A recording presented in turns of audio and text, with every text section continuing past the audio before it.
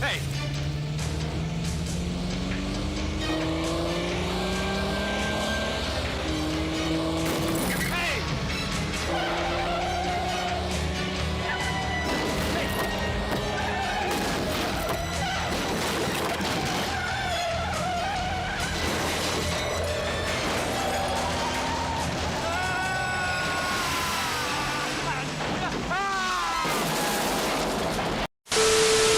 Today on Rewind, a closer look. We're heading into the woods for 1987's Nowhere to Hide, a late 80s military conspiracy thriller where helicopter crashes don't add up, the brass says move along, and asking questions gets you killed. There's shady cover-ups, woodland warfare, and a grieving wife who just happens to know her way around a rifle and a helicopter. Something big is being buried, and absolutely no one is telling the truth. Join me, and let's find out what's really going on. The credits open over these calm, scenic woodland shots. Boots step out of a river, a radio crackles, the camera pans up to reveal a guy with a very large gun. And suddenly, we're in full tactical forest mode. A squad crosses the river like this is either war or the most intense paintball match ever filmed. Smoke grenades go off, gunfire erupts, everyone's diving behind trees like bark is bulletproof. One soldier breaks off alone and two others chase, and for a second you're thinking, are they hunting him? Because it turns out this lone soldier is a woman. She ambushes another guy hiding in a hollow, puts his gun to his head, and that's when we finally see her clearly. Barb Cutter, played by Amy Madigan. Annie, look at this. Oh, yeah? Well, your husband plowed under his corn and built a baseball field. That's her. Now, there's an intelligent response.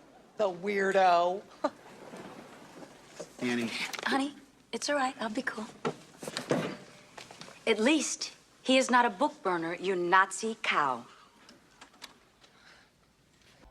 The guy she's ambushing, that's Major Rob Cutter, played by Daniel Hugh Kelly. Yes, that Daniel Hugh Kelly, from Chill Factor. Alert 75th Rangers, code blue, tell them Elvis has left the building. What the hell are you talking about, Colonel? Which we already covered on the channel. And then we find out it's just a training exercise. The two of them are married. Most couples go out for dinner and a movie. These two simulate jungle warfare. Hey, to each their own.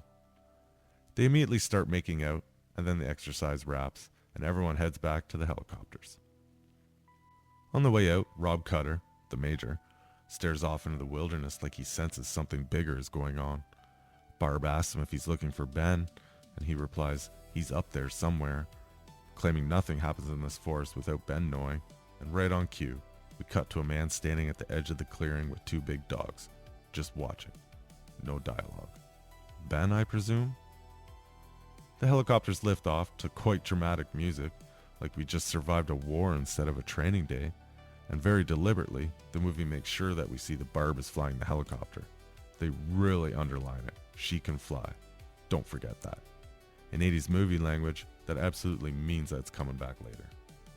The helicopters land right outside a bar called Shirley's, because apparently in this town, you just Uber a Blackhawk to karaoke night. Inside, the whole squad is singing, dancing, drinking, and way too happy. And in movies, when everyone is happy, it usually means someone's about to die. At the bar, some guy starts hassling the major about a helicopter crash from the day before. He's not just some loudmouth either. You can tell he knows details. The major doesn't really answer him. He just gives that long, quiet stare that says, "Please stop asking questions before I get in trouble." Back at the Cutter house, we see they've got a young son, a babysitter heading home, and for a few minutes, everything feels almost too normal. Upstairs, Barb brings up the guy from the bar, and we learn he's a reporter digging into the crash. When she asks the major what he thinks happened, he sidesteps the question completely. He doesn't engage. He doesn't even speculate. He just pivots, and then immediately steers the conversation into romance instead. Nothing smooths over uncomfortable aviation talk like changing the subject entirely. You can feel it. He knows more than he's saying, and the movie is quietly building tension while pretending everything's fine. This is fine. The next day, we see a helicopter doing low, high-speed runs over a river, really pushing it. Something suddenly goes wrong. The chopper starts dropping, and it looks like we're about to get a full-on fiery crash. And then, smash cut, welding flash. It's Barb in the garage using a torch. which is honestly a clever budget-friendly way to avoid showing an expensive helicopter explosion. Would I have liked the crash? Yes, but I respect the transition. She's working on some kind of metal sculpture, so now we've established she can fly a helicopter and weld like she's been doing it for years. The movie is very clearly stacking skills on her resume, and when a script starts doing that, you know it's not random. The phone rings, it's for the major. Another helicopter has crashed, and now it's not just an accident, it's a pattern. At the crash site, the reporter from the bar is already there, circling like a vulture with a notepad. The major shows up, starts surveying the wreckage, and almost immediately gets pulled aside by the helicopter manufacturing reps. And they are very quick to assure him this has nothing to do with the helicopter. Nothing mechanical, nothing faulty, just unfortunate circumstances. Pilot error. Which is kind of interesting because there have now been 2 crashes. Back at the base, the major listens to the black box recording, and it's painfully obvious something failed mechanically. He argues with his colleague Mike, frustrated that no one is taking him seriously. He insists it wasn't pilot error. He's going to prove it. And at this point, yeah, something smells off. We get a classic 80s investigation montage in the hangar, with the major going piece by piece through the wreckage, running tests, inspecting components like a man who knows he's running out of time, and eventually he finds it. A part that's supposed to be solid aluminum isn't. There's an alloy ring hidden inside, and that's what's failed. That's the break point. That's your crash. Mike asks what he's going to do with this information, and Cutter makes it clear he's not quietly filing paperwork this time. No one listened to him about the first crash, so now he grounds every helicopter that uses that part, the entire fleet. That's a big move. Mike pleads with him to reconsider, but once the major leaves, Mike immediately picks up the phone, makes a nervous call, and says the words that tell you everything. You found it. And there it is, the moment the movie stops pretending this is just about a maintenance log. The major catches a ride home and walks into the garage where Barb is working on her sculpture again. Welding torch, sparks flying, very symbolic. He tries to talk to her, but she says she can't let the piece cool and needs 5 more minutes. And the second she says that, you just know something bad is about to happen to one of them. The movie has officially entered "this is the last normal moment" territory. And considering Barb's face is on the poster, well, math isn't hard here. Inside, the major sits on the couch when Johnny jumps out and yells, "You're dead!" which is unintentionally the most on-the-nose line in the entire movie. Even we're thinking it, kid. He takes Johnny upstairs, they sit on the bed playing with toys, and when Johnny grabs the helicopter part, the major quickly snatches it away, so he knows how important it is. Then they hear a noise in the hallway, and they assume it's Barb. Johnny hides under the covers while the major opens the door. It is not Barb. 2 men open fire immediately, unloading at him at close range. He collapses onto the bed, dead. His face inches from his son, who was trapped under the covers the entire time. The killers start tearing the room apart, clearly searching for something. One of them quietly plants an envelope in a vase and setting up the frame job. And the whole time, Johnny is lying there next to his father's bloody body. It's brutal. No dramatic music, no heroic last words, just sudden, violent reality. And yeah, that kid is gonna need some serious therapy. Barb finishes up her sculpture and heads towards the house, completely unaware of what just happened inside. One of the goons spots her through the glass door and immediately opens fire, missing, of course, because if she dies now, we don't have much of a movie left. She retreats back into the workshop as bullets tear through the space. The guy kicks the door open and goes full spray first, look later, unloading rounds everywhere and completely destroying her sculpture in the process. Some people just don't appreciate art.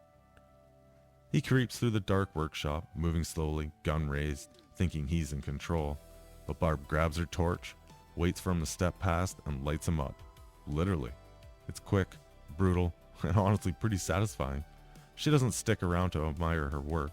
She runs inside yelling for the major, races upstairs and finds the bedroom. The blood, the bodies, her son alive, but her husband dead. And she just breaks. No action hero pose, no tough guy speech, just shock and devastation, which, yeah, completely earned. At the police station, Barb is swarmed by reporters and officers as she's escorted into an interview room. And this is where they drop the twist. The envelope planted at the house is full of classified documents. Suddenly, this story isn't decorated major murdered in his home, it's military officer involved in something shady. Right on cue, the top brass show up, the general steps in, announces that the military is taking over the investigation, and when the local cops push back, he casually asks them, why are they handling classified material in the first place? And that shuts the room down real fast. Intimidation works, and just like that, the case is out of civilian hands. He escorts Barb back home to collect belongings, while military personnel tear through the place. The narrative has already shifted. They're saying ugly things about the major, implying he wasn't who she thought he was. And she genuinely doesn't understand how this is happening. Now at her sister's house, she tries to sit with Johnny and give him hot chocolate, just trying to create one normal moment. But he's completely shut down, clutching his toy robot, not eating, not responding. And at this point I'm thinking, there's no way that helicopter part isn't hidden in that toy. It's just sitting there too conveniently. Sure enough, when she loses her composure, she rips the robot away and throws it on the floor. And what rolls out? The part. Called it. The doorbell rings and it's the reporter from the bar. He wants answers, and to his credit, he's not backing off. Barb tells him the classified documents were planted, and while they're talking, we see men across the street sitting in a car, listening to them. The reporter pushes for details, and she basically tells him, you're the investigative journalist, so investigate. Leo Getz, private investigator. Private investigator? Yeah. Yeah, Mr. Getz, I was wondering if you would be willing to investigate my privates. Investigate what? My privates, you stupid shit. Then she shuts the door. And now the movie isn't even pretending anymore. This is a full-blown cover-up. Later that night, Barb is lying in bed with Johnny when her sister comes in to talk, and she's not wrong. Whoever killed the major clearly isn't above collateral damage. She's scared they'll come after Barb next, and more importantly, she's scared for her own family. The fear is spreading outward now. This isn't contained anymore. So Barb makes the call to go back home, which might not be smart, but it feels kind of necessary. At the base, she and Johnny clean out the major's office. It's quiet, heavy, awkward. On their way out, a group of soldiers rush up, present her with the folded flag. She doesn't thank them, she just asks them why they weren't at the funeral and were they ordered not to go, and that hits. They assure her this will all be cleared up and salute her as she drives away. And then we get a quick shot of a flashing light inside her wheel well. Subtle, small. Definitely not good though. Is it a bomb? Is it a tracker? Either way, someone's keeping tabs. Mike is leaving the base when the reporter corners him. He starts asking pointed questions about the helicopter part, about the tests, and about whether the major was killed because of what he found. And honestly, he's connecting dots fast. Almost too fast. Of course, the same two goons are nearby, listening in again. Mike tells the reporter he'll call him tomorrow with more information. And the second he says that, you know that call is never happening. Sure enough, the goons catch up to him on the road and violently ram his car off course, sending him crashing into a parked truck loaded with rebar. It's brutal and it's sudden. At the major's gravesite, Barb is laying the folded flag across his grave when the reporter suddenly appears. How did he know she'd be there? Don't know. Investigator reporter magic, I guess. He tells her Mike is dead. He was supposed to call him with information, and then he was killed before he could. He lays it out plainly now. There's a cover-up between the helicopter manufacturer and the military, and the general won't meet with him to talk about it. And just as he's finally saying it out loud, he gets shot. One of the same men who killed Mike runs over yelling that Barb shot the reporter and to call the police. It's a clean frame job in seconds. Barb panics, jumps in her car with Johnny in the back seat, and the chase is on. The goons ram her vehicle and start blasting at her with a shotgun, while her kid's in the back. It's not subtle, it's not careful, it's full send. Eventually the goon's car spins out and stalls, giving her a brief window to escape. She smashes through a locked gate, tears through back alleys, and it looks like she might actually get away, until... What, sir? Of course. She spots an abandoned building, drives straight through the door, and hides inside while the goons circle outside looking for her. And this is where we start seeing how capable she is. She quickly changes the tire herself, resourceful, calm under pressure. But then she drops the tire iron, it clatters, and the goons hear it. so she throws it in reverse and slams straight out into their car. No hesitation, just aggression, and the chase resumes. A cop car spots her and pulls her over. For 1 second you think maybe she's safe. She gets out of the car, and the goons smash into one officer, sending him flying, and then pin the other guy between the vehicles. It escalates instantly. Barb jumps back in her car and takes off again, while the goons split in the opposite direction. And at this point, there's no question anymore. This isn't about silencing rumors.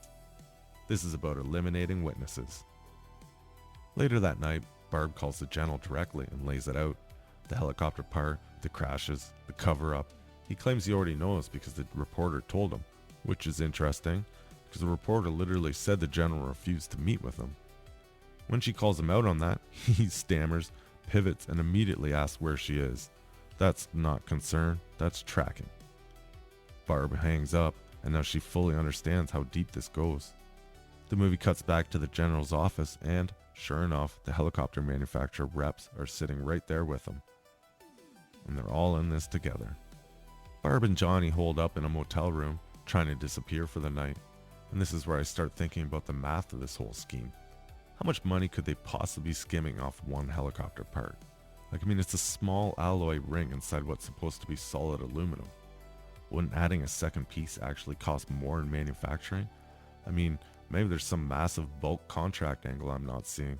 Or maybe I just don't design aircraft for a living. Still, feels like a lot of murder over a small metal ring. Inside the room, Barb tries to reassure Johnny, telling him that good wins over bad.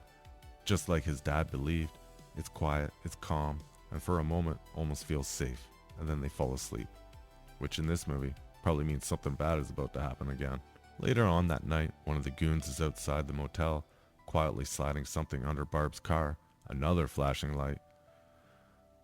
A random car horn goes off in the parking lot, waking Barb just in time for her to look out the window and see the guy rolling out from underneath her vehicle and casually walking back to his own car. Both goons then stroll towards the motel office to question the desk clerk. Barb moves fast. She wakes up Johnny, gets him dressed, and they slip out of the room, accidentally leaving behind the toy robot, which, if you remember, unbeknownst to Barb, still has the helicopter part hidden inside. She gets Johnny into the back seat, grabs the blinking device from under her car, and without hesitation, rips it off and slaps it on the goon's vehicle instead. Smart. Quick thinking. She jumps back in her car to take off, but of course, Johnny is suddenly gone. He's sprinting back towards the motel for his robot. Barb runs after him, grabs him, and as they scramble back to the car, the goons spot them from across the lot. They walk back to their car and get inside, and then they calmly pull out a remote, hit the button, and their own car explodes. Barb and Johnny drive off while the bad guys accidentally eliminate themselves. Honestly, that's one way to solve a problem. Back at the general's house, he and the manufacturer reps discuss the failed attempt. The reps make it clear, if they go down, so does he. So now it's personal. If the hired muscle can't get the job done, the general's gonna handle it himself. Barb is driving down a gravel road deep in the woods when the tire she changed earlier just falls off. Girls get it done. So much for that quick roadside swap. Resourceful? Yes. Certified mechanic? Definitely not. So Barb and Johnny get out of the car and start moving on foot. As Johnny picks up his robot, he notices the flashing light still tucked in the wheel well. He casually pulls the device out, turns it off, and slips it into his pocket. Of course he does. Because if the villains are going to ever find them again, we need that tracker back in place somehow. They hike through the woods until they reach a rocky river, and Barb just starts yelling for Ben. The two large dogs from the opening scene appear, and then Ben steps out. Michael Ironside. It's about goddamn time. He asks where the major is, and Barb tells him he was shot and killed, and that they need help. Ben doesn't overact, doesn't monologue, he just agrees and tells them to follow him. He leads them to a cabin perched on the edge of a cliff, overlooking a river and a waterfall, accessible only by a rope bridge. It's one of those perfect movie hermit cabins, remote, dramatic, and definitely not up to code. Inside, Barb tells him everything, the crashes, the part, the murders, the cover-up, and she again asks for help, and he agrees. And then he abruptly gets up and walks out without explanation, which feels Very on brand for a man who lives alone in the woods. While he's gone, Barb cleans herself up and starts looking for something new to wear. She opens a trunk and finds a scrapbook with a photo of a woman and a young boy, clearly Ben's family. The implication is obvious. Loss drove him out here. When Ben returns, carrying a couple of rabbits, he immediately tells her not to go through that trunk. Clothes are over there. Conversation closed. So yeah, definitely a touchy subject. Ben walks in and drops the dead rabbits right in front of Johnny. And considering what this kid has been through in the last 48 hours, he does not handle it well. Barb quickly explains that Johnny saw her father get murdered. That lands. Ben doesn't give some big speech. He grabs a bar of soap and a bowl of water and gently gets Johnny to help him wash the blood off his hands, and somehow it calms him down. It's a little symbolic, a little heavy-handed, like we're just gonna rinse the trauma away with warm water, but it works in the moment. Later that night, Barb asked Ben about the photos she found in the trunk, and just like we suspected, they're gone. His wife and son, he couldn't deal with it. Couldn't stay around people, and the only person he could talk to was the Major, which gives their relationship more weight. This isn't just a random woods guy. This was someone the Major trusted. Meanwhile, Johnny, lying in bed, pulls out the tracking device from his pocket and turns it back on. He hides it under his pillow and goes back to sleep. Kids. The next morning, Johnny goes outside and finds Ben sitting on the porch with his dogs. He calls the kid over, and as we cut back inside, Barb wakes up and her hand hits the toy robot. She opens her eyes and sees the helicopter part attached to it. Finally. She brings it outside and asks Johnny if his dad had given it to him. Ben immediately recognizes the part. He knows exactly what it is. And that's when everything catches up to them. The dogs start barking at something across the river. Ben immediately tells them to get inside. And right on cue, soldiers open fire on the cabin from the opposite bank. Ben tosses Barb a weapon, grabs Johnny and hides him in the crawl space, while he and Barb return fire. More soldiers keep arriving, spreading out through the trees, turning this quiet cliffside hideout into a full-on war zone. Eventually, Ben just runs straight out into the woods, right past soldiers on open ground, and somehow they all miss, every single one. This man has woodland plot armor. Inside, Barb keeps firing, eventually pushing out onto the porch. She doesn't see a soldier climbing up behind her, but Ben does, and drops him with an arrow. Full wilderness warrior mode. Barb dives into a woodpile for cover while the gunfire spreads around the property. One soldier finally manages to shoot Ben, and as he goes down, his dogs attack the shooter. The guy actually starts stabbing one of the dogs mid-fight before Ben kills him with another arrow. It's chaotic, messy, and way more intense than this movie was pretending to be 10 minutes ago. Barb is pinned down in the woodpile until she spots some pressurized gas tanks nearby. She shoots them.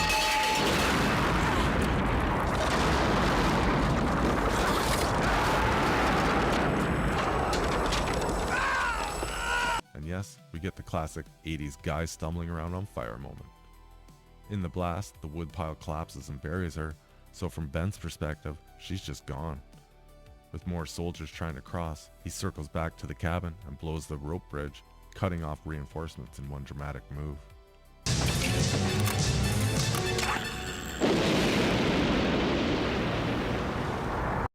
The peaceful hermit life is officially over. Ben rushes back inside the cabin and pulls Johnny out of the crawl space, but before they can escape, a soldier kicks in the door and opens fire. Ben throws himself in front of the bullets to shield the kid, and as the soldier reloads, Ben somehow gets back to his feet and wrestles him to the ground. He wins the fight, but not before taking a knife to the gut. He staggers back and dies right there in front of Johnny. Man, that kid has had the worst 72 hours imaginable. Johnny runs outside looking for his mom and is quickly grabbed by another soldier. Barb finally digs herself out from under the collapsed woodpile and makes it back to the cabin, only to find Ben dead and Johnny gone. She sprints into the woods and just happens to see Johnny being loaded into a black van, which raises a fair question though. This remote hermit cabin with a rope bridge has a road about 100 feet behind it? Sure, movie geography. She runs back, tries to start an old truck, and it won't turn over, so she just bump starts it herself. Resourceful again. She barrels off-road until she hits a T-junction, picks a direction, and it leads straight to Shirley's bar, because of course it does. She stumbles inside, slams the helicopter part on the bar in front of the Major's buddies, and ties a tourniquet with a bar towel like she's done being on the defensive. Cut to her driving that same truck to the General's house, which I'm not sure if she had to bump start again, or if it just magically works now. A man meets her and says he'll take her to her son. He brings her to an abandoned building where the General and the helicopter reps are waiting. She trades the part for Johnny and then asks to leave. The General smirks and basically says, You can't really think we're that stupid. and that's when she reveals she's wearing a wire. Helicopters roar overhead, chaos erupts. The men scramble for their cars, and in a panic, the General actually runs over one of the reps, which oddly feels symbolic. A helicopter lands, and the pilot jumps out to check on Barb and Johnny. And then Barb runs over and says the General is hers. She jumps into the chopper. Told you that flying skill was coming back. Now it's a full aerial chase. The General speeds down the road while Barb flies alongside him. He conveniently veers into a gravel pit, and we get some genuinely great low-flying helicopter stunts. He stops, jumps out with a gun, fires at her, and she backs off. He jumps back in the car and tries to escape. But when she strafes the car with the machine gun fire, it's not enough to stop him, but he's a terrible driver. He launches off the edge of the gravel pit, and as the car falls, Barb fires a rocket. Direct hit. Explosion. Fade to black. Honestly, great movie. Barb is a strong lead without being written like a cartoon superhero. She's not beating up 250-pound mercenaries with one punch. She survives because she's smart, observant, and adaptable. The stunts are solid, the helicopter work is impressive, and Michael Ironside does a lot with limited screen time. The plot is simple, maybe a little too simple for a government conspiracy story, and the whole counterfeit alloy ring scheme still doesn't entirely make financial sense to me. It feels like it would cost more to manufacture it that way than just to do it properly, but that's a small gripe in an otherwise tight 80s thriller, and that final rocket shot, worth it. So if you've seen Nowhere to Hide, let me know what you think. Did the conspiracy work for you? Did the helicopter part scheme make sense? Make sure you hit like and subscribe if you haven't already, and I will catch you in the next episode. Hold up. Hey.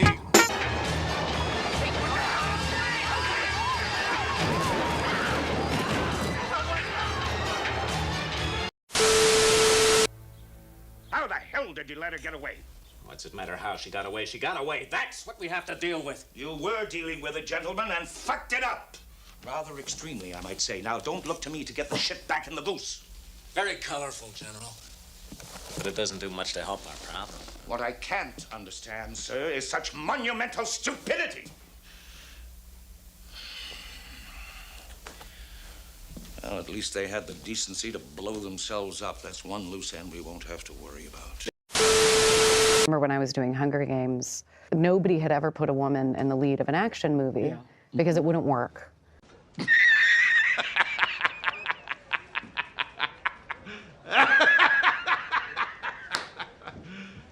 You serious?